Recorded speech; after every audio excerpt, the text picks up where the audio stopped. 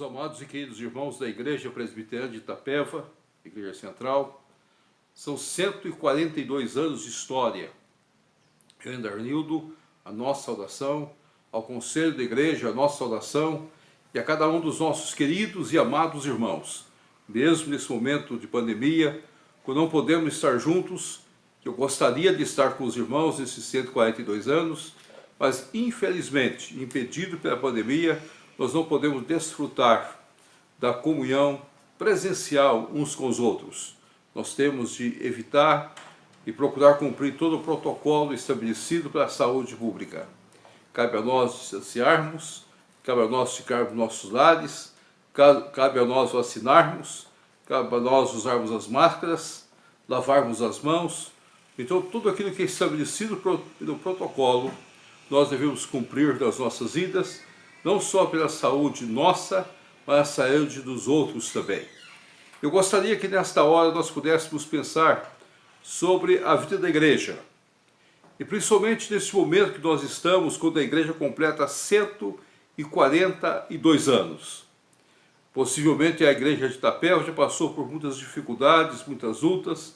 É uma igreja central, uma igreja centenária, uma igreja que muitas vezes já viveu as suas batalhas, e até podemos assim usar o termo que está muito comum nos nossos dias, já enfrentou também as suas pandemias.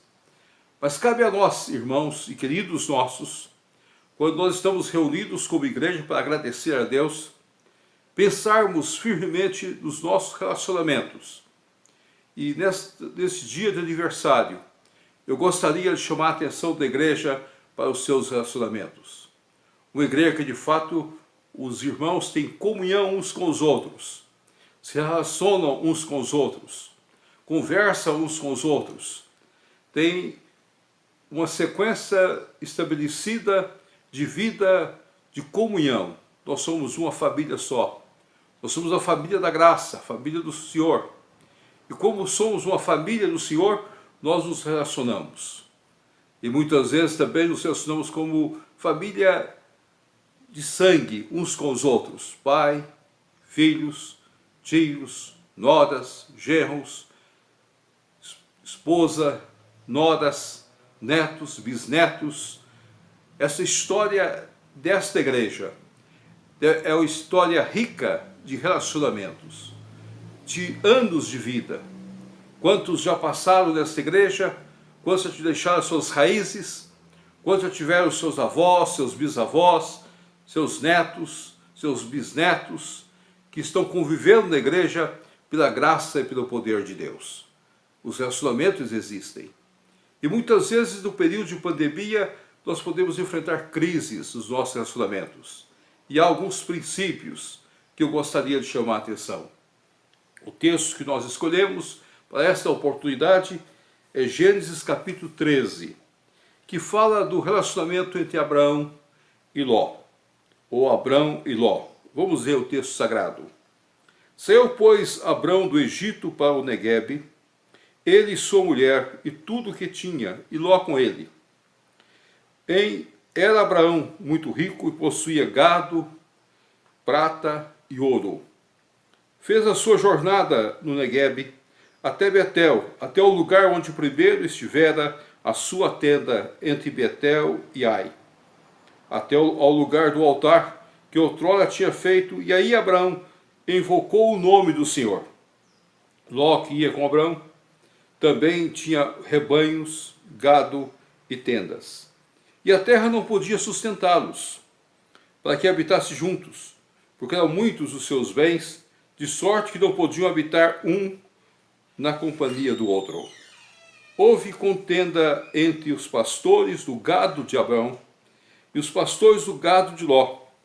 Nesse tempo, os cananeus e os fariseus habitavam essa terra. Disse Abraão a Ló: não haja contenda entre mim e ti, entre os meus pastores e os teus pastores, que somos parentes próximos ou chegados. Acaso está diante de ti toda a terra? Peço que te apartes de mim.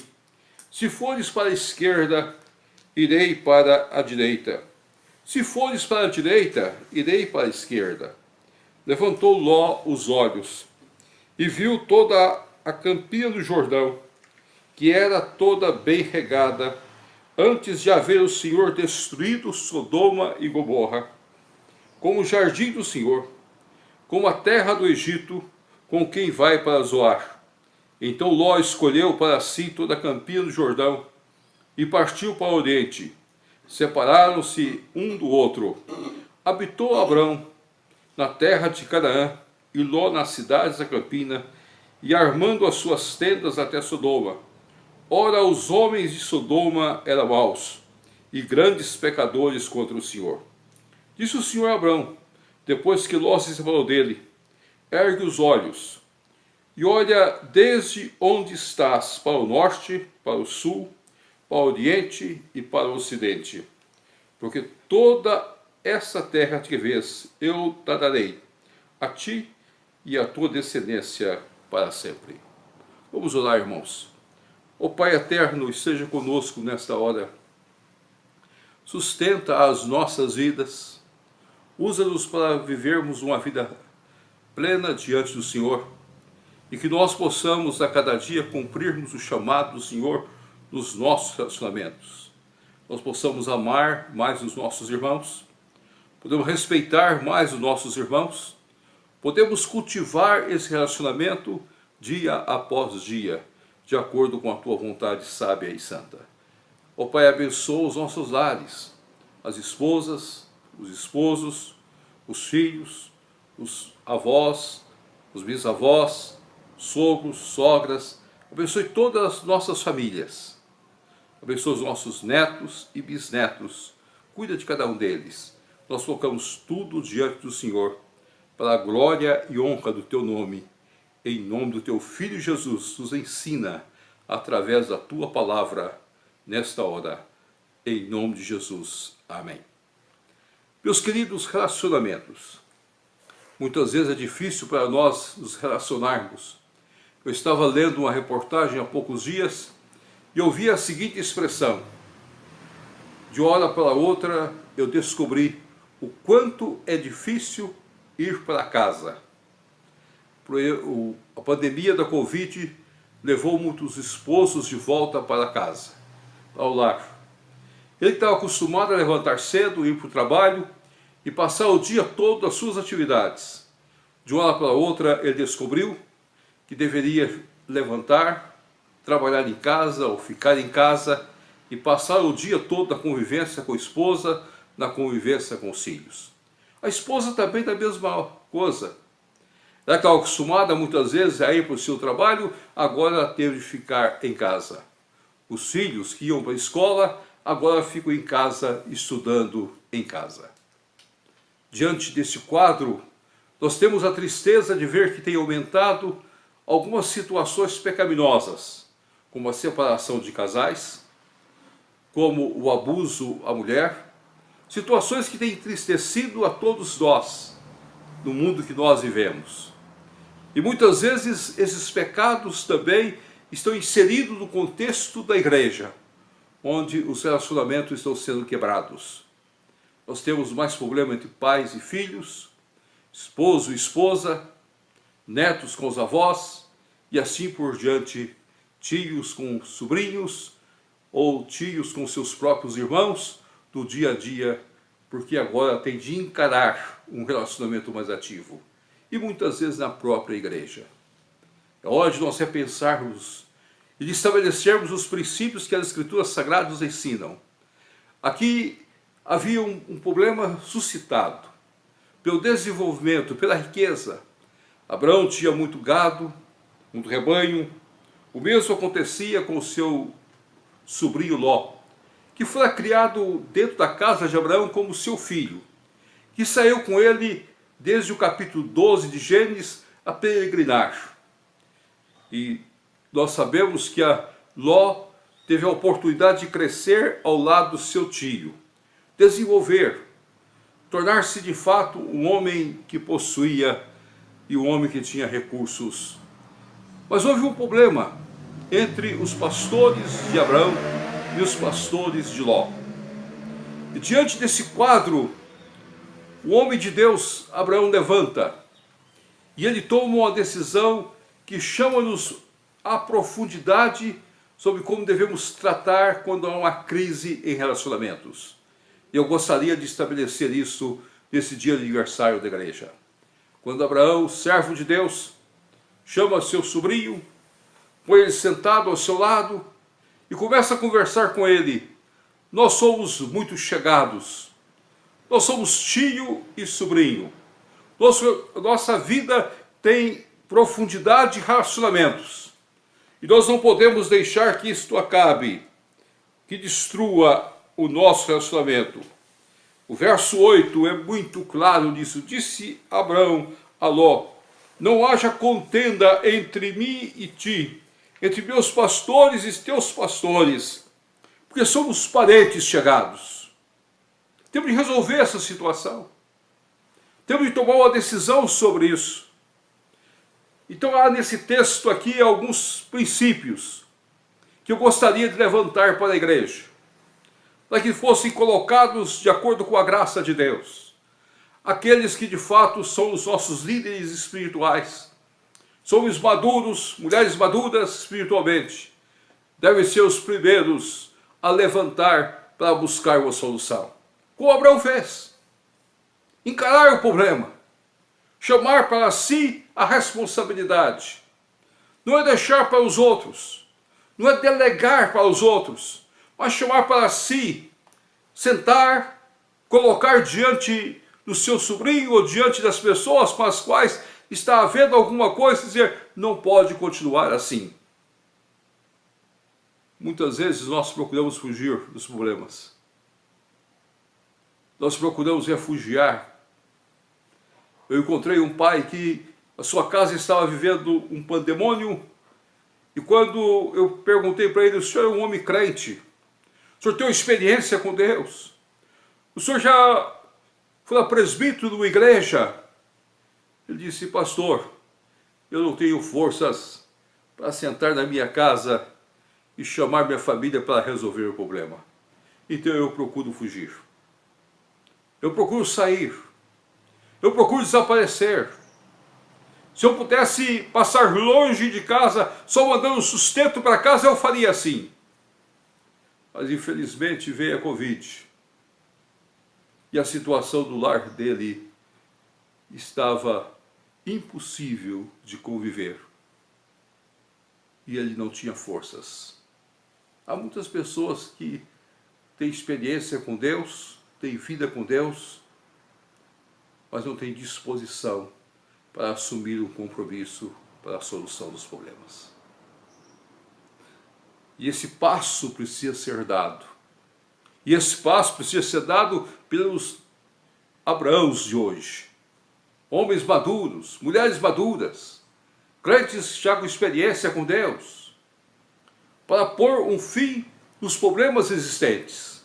Pastores experimentados, para que as coisas possam caminhar de acordo com a graça, o poder e a misericórdia de Deus. Nós não podemos ter dificuldades entre nós. Nós não podemos ter problemas entre nós. Nós não podemos deixar que essa situação se avolumule e a certo ponto o volume seja tão grande que nós não temos mais saída. Nós não encontramos mais caminhos.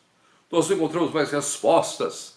Nós não encontramos mais condições para solucionar a somente lágrimas, dor nessa situação. Um dia Paulo teve de reconhecer que Barnabé fez bem em levar João Marcos, e ele teve de escrever na sua carta: traga-me João Marcos, que é útil a mim e ao ministério. Por causa de João Marcos, Barnabé e Paulo se separaram. Eram dois grandes líderes, eram dois gigantes naqueles dias, dois gigantes missionários. Mas na segunda viagem missionária houve uma discussão tão grande entre os dois que eles se separaram por causa de João Marcos. E Barnabé foi cuidar de João Marcos, foi discipulá-lo, como ele havia feito com Paulo, que foi Barnabé que introduziu o apóstolo Paulo no meio dos apóstolos. E mais tarde, Paulo tem de reconhecer e escreve na sua carta: traga-me João Marcos, que é útil a mim e é útil ao ministério. Os gigantes se dobram para dar o passo. Isso que eu espero que esta igreja faça, e nós possamos solucionar todos os nossos relacionamentos quando os gigantes deem o primeiro passo. A segunda coisa que me chama a atenção nesse texto é que Abraão colocou as coisas muito claras diante de Ló. Aqui está a terra. Você pode olhar a terra. E nesse momento, quando Abraão fala assim, eu creio que, e eu mesmo lendo esse texto, verso 9, eu já o li várias vezes, e eu gostaria de ler com os irmãos. Acaso está diante de ti toda a terra? Peço que te apartes de mim. Se fores para a esquerda, irei para a direita. Se fores para a direita, irei para a esquerda. Quando eu leio esse texto, eu creio que a resposta que eu esperava de Ló fosse uma resposta um pouco diferente que o verso 10 traz. A resposta que eu esperava de Ló é dizer: meu tio, tu escolhes. O senhor é mais velho, o senhor está mais cansado de dias, o senhor já andou comigo muito, o senhor me deu a oportunidade de ver meu rebanho crescendo ao seu lado, o senhor me deu a oportunidade de eu enriquecer junto contigo. O senhor agora escolhe. A escolha precisa ser do senhor. O senhor que precisa descansar dessas situações que nós estamos vivendo. Não é justo que continue existindo este problema. Escolha. Mas o texto sagrado descreve para nós que quando Abraão assim colocou, Ló logo escolheu a terra. Eu gostaria aqui de colocar um segundo princípio, irmãos. Quando nós cremos que o primeiro princípio é quando o gigante da fé dá o primeiro passo para solucionar. O segundo princípio trata o seguinte: quando o gigante da fé abre mão dos seus direitos. O gigante da fé abre mão dos seus direitos. Só um homem de Deus, com experiência profunda, como Abraão sempre teve, iria abrir mão do direito de escolher. Ele podia dizer: Ló, você é meu sobrinho, mas eu vou para esse lugar, para esta região, e você vai para outra região. Não. Isso escolhe. E o texto sagrado escreve que Ló escolheu. Então Ló escolheu para si toda a campina do Jordão e partiu. Ló escolheu e partiu. Mas o gigante da fé, que é o nosso querido e amado irmão Abraão, nos dá esse exemplo de abrir mão dos seus direitos. Será que, meus amados, nós temos compreendido isso em nossas vidas? Será que nós estamos dispostos, nos nossos relacionamentos, a abrir mão dos nossos direitos? Dos nossos privilégios? Das nossas posições? Ou nós queremos impor as nossas posições, os nossos direitos? Queremos que a outra pessoa se dobre diante de nós? Nós nunca queremos abrir mão de nada. Nós achamos que nós é que temos a resposta, nós é que temos a saída. Abraão não foi assim. O gigante da fé abre mão. O gigante da fé não vê que havia direitos. Eu gosto muito do apóstolo Paulo. E Paulo exemplifica isso muito bem para nós. Quando muitas vezes ele abria mão de direitos seus, de ser sustentados pelas igrejas, para trabalhar com as próprias mãos, para levantar seus próprios recursos para o sustento da igreja. Poucos de nós compreendemos a grandeza do apóstolo Paulo nesse sentido.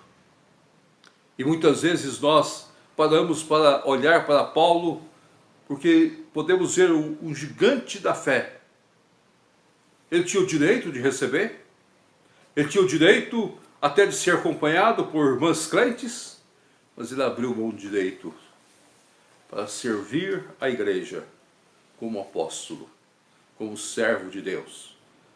Às vezes nós chamamos isso de forma romântica, sacrificar pela obra.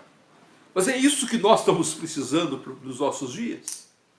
Nós precisamos de uma igreja formada de homens que de fato a igreja está diante deles e o ministério está diante deles. E nós estamos prontos a abrir mão de tudo para estar com o nosso Senhor e Salvador Jesus Cristo. Para andarmos com Ele, para vivermos com Ele. E é isso que Abraão fez, é uma das coisas mais lindas que eu encontro nas Sagradas Escrituras. Quando Deus, na sua graça, disse para Moisés: Moisés, eu vou destruir todo este povo e vou reconstruir um novo povo com você. Moisés disse: não, Senhor, o teu nome está sendo colocado. Eu abro mão de todas as coisas, mas o teu nome está presente. O Senhor precisa ser honrado. Eu não posso aceitar isso. E Moisés luta pelo povo, disciplina o povo e leva o povo adiante. Mesmo sabendo que havia daquele povo relacionamentos tão sérios, tão difíceis de serem entendidos. Pecados como o de Acã, que viu uma capa, que viu objetos de riqueza e foi atentado a guardá-los e a escondê-los para si. Nós precisamos entender isso em nossas vidas. Eu gostaria que cada irmão tivesse a profundidade de caminhar com Cristo Jesus, o nosso Senhor. Que pudesse na vida da igreja compreender a magnitude de abrir mão dos seus direitos. E a igreja fosse formada de crentes, de irmãos, que não se julguem superior uns aos outros, mas se julguem servos uns dos outros, para a glória e para a honra do nosso Senhor Jesus Cristo.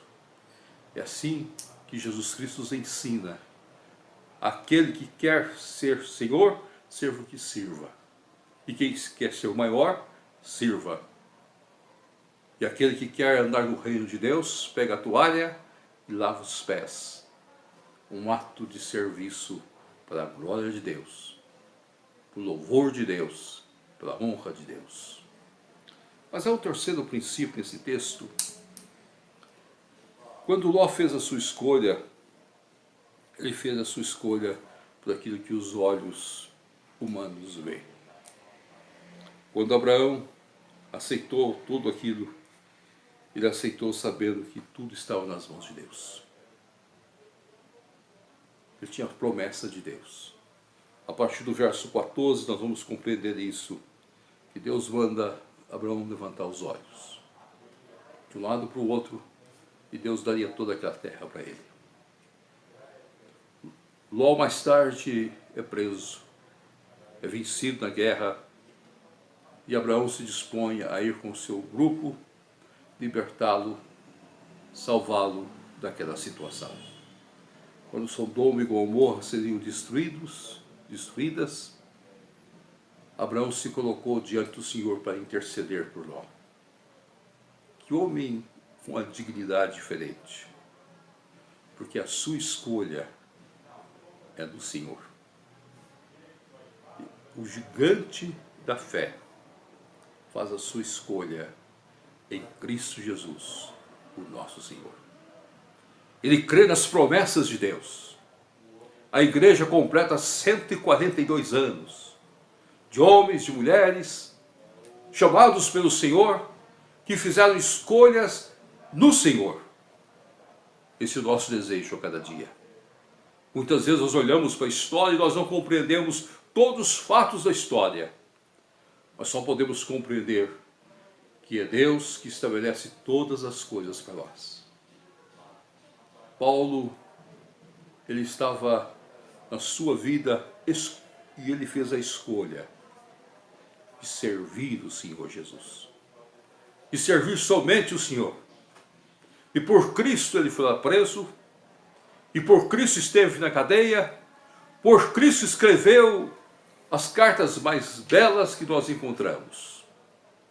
João, o grande apóstolo do Senhor, servindo a igreja de Éfeso, foi desterrado, porque a sua escolha foi servir com integridade o Senhor, e pagou um preço tão alto do desterro.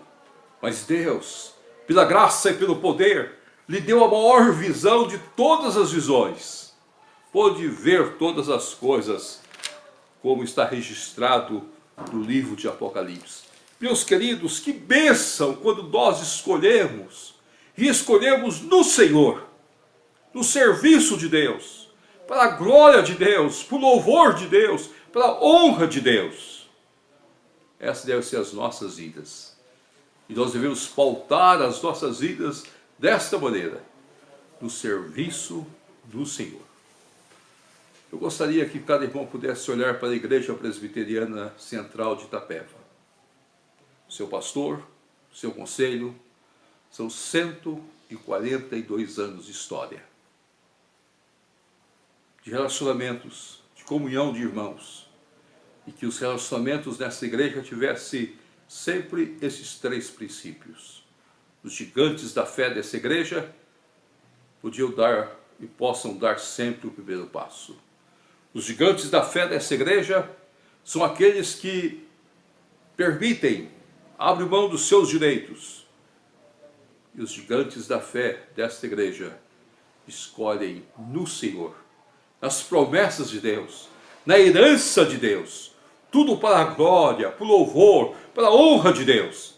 E que esta igreja seja profundamente abençoada nos seus 142 anos de história, neste momento de pandemia, de lutas, mas de uma realidade da graça, da misericórdia e do poder de Deus. Amém.